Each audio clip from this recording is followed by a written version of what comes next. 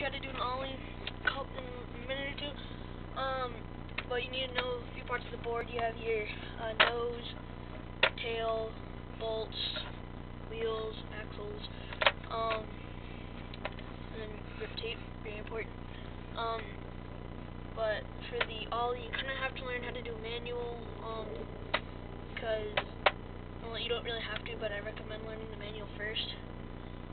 It's when you take your board, you have a foot here, this foot maybe right here, ollie position, is one foot here on the nose or head, or nose or tail, this foot 2 inches away from the opposite side of the bolts. And so this is the ollie position. So you pop it up, put most of your weight on this foot, and then so the rest of your weight on this foot, so you kind of have it like that.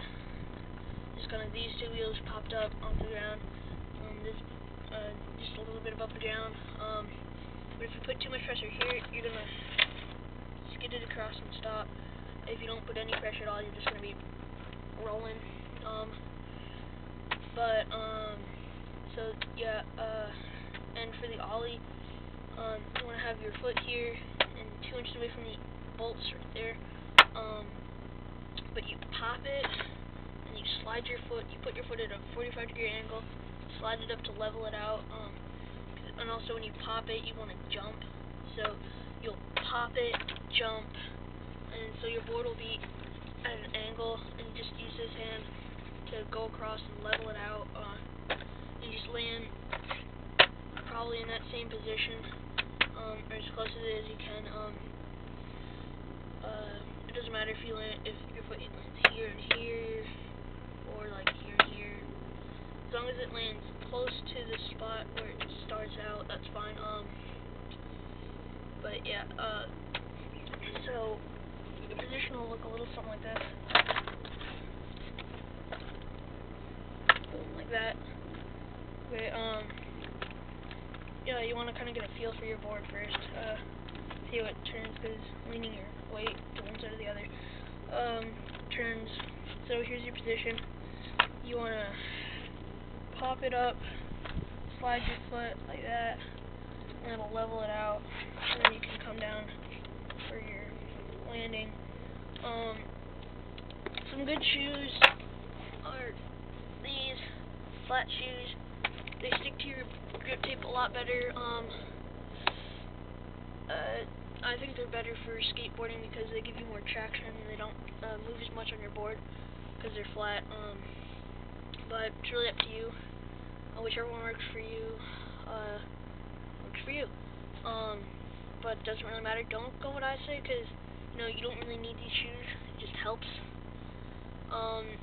So I'll show you a few examples of the ollie, and don't be discouraged if you don't get it the first 10 tries.